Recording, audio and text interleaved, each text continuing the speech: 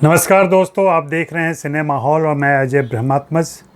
आज खुदा हाफिज़ का रिव्यू। यह फिल्म डिज़नी हॉटस्टार पर स्ट्रीम हो रही है। आज से ही शुरू हुई है। आज़ादी की पूर्व संध्या पर दर्शकों के लिए यह डिज़नी का तोहफ़ा है। और पाठक पिता पुत्र का, पाठक पिता पुत्र मतलब कुमार मंगत पाठक, उनके बेटे अभिषेक पाठक इसके निर्माता हैं।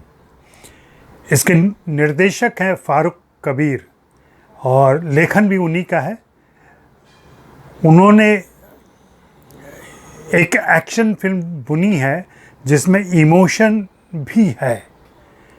और यह फिल्म लखनऊ से शुरू होती है, 2007 में शुरू होती है, लेकिन बहुत जल्दी एक काल्पनिक देश नोमान चली जाती है। जी हाँ, अगर आप एटलस में नोमान का नक्शा खोजेंगे या गूगल में नोमान नाम से किसी देश का सर्च करेंगे तो आपको कोई देश नहीं मिलेगा। इस फिल्म की शूटिंग उज़्बेकिस्तान में हुई है। तो यह कहना मुश्किल है कि वास्तव में ऐसा कोई देश कहीं आसपास में कुछ है या नहीं, लेकिन चूँकि लोग वहाँ पे अरबिक बोलते हैं इसलिए ऐसा माना जा सकता है कि यह किसी अरब देश की कल्पना की गई है।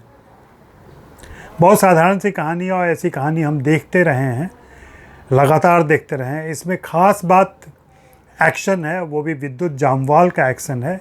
और विद्युत जामवाल को साथ देने के लिए इसमें शिव पंडित हैं, आहना कुमरा हैं। इन लोगों ने बहुत ही ज़बरदस्त सहयोग दिया है उनको एक्शन सीन्स में ख़ास करके। और इसके अलावा बहुत सारे कलाकार हैं, नवाब शाह हैं और स्थानीय कलाकार हैं वहाँ के, उज़्बेकिस्तान के। तो यह फिल्म एक रोचक किरदारों के साथ बनती तो ज़रूर है, लेकिन चूँकि कहानी में कुछ नयापन नहीं है और पटकथा में कोई ऐसा मेजर शिफ्ट नहीं है, सारी कहानी प्रेडिक्टेबल लगती है और आपको अनुमान हो जाता है कि यही कुछ हुआ होगा और वही कुछ होता है। कहानी लखनऊ से शुरू होती है 2007 में। समीर और नरगिस की शादी तय होती है। यह अरेंज मैरिज है वैसे, लेकिन दोनों के बीच जो अंडरस्टैंडिंग बनती है शादी के पहले, जो दोनों बातचीत करते हैं, उससे तय हो जाता है कि वे आधुनिक और बहुत ही एक दूसरे से प्रेम करने वाले, एक दूसरे को समझने वाले कपल हैं।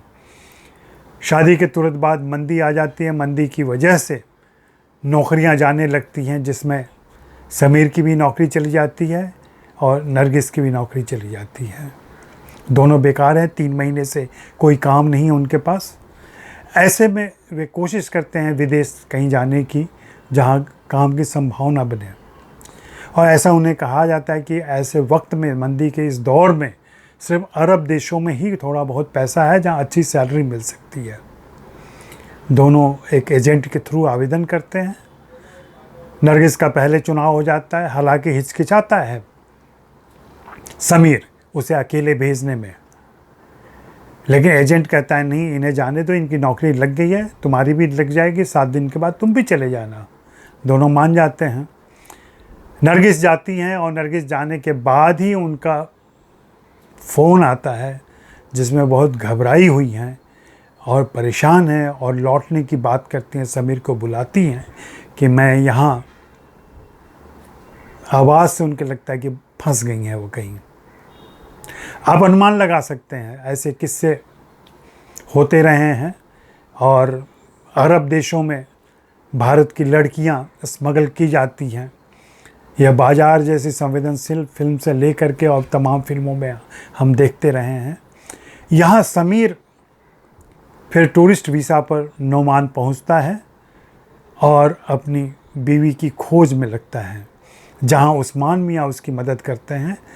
उस्मान वहाँ टैक्सी ड्राइवर हैं और भारत पाकिस्तान के लोगों के संपर्क में रहने की वजह से अच्छी खासी उर्दू बोलते हैं, तौर तरीके भी जानते हैं। यहाँ से कहानी शुरू होती है और इस खोजबीन में पता चलता है, फिल्म जो शुरू होती है वो एक पुराने नए प्रसंग से शुरू होती है जहाँ अरेस्ट हो चुका है समीर, और समीर से हम भारतीय डिप्लोमेट पूछते हैं कि तुम सच सच बतलाओ, फिर वो सच सच सारी घटना बताता है।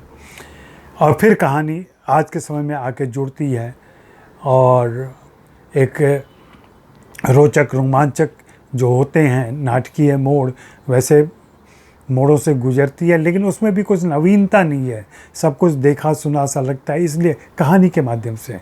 बाकी लोकेशन और स्थानीय किरदारों का घोल, कह लें कि फारूक कबीर की ये दो बड़ी खासियत है जो इस फिल्म को अलग करती है बाकी फिल्मों से।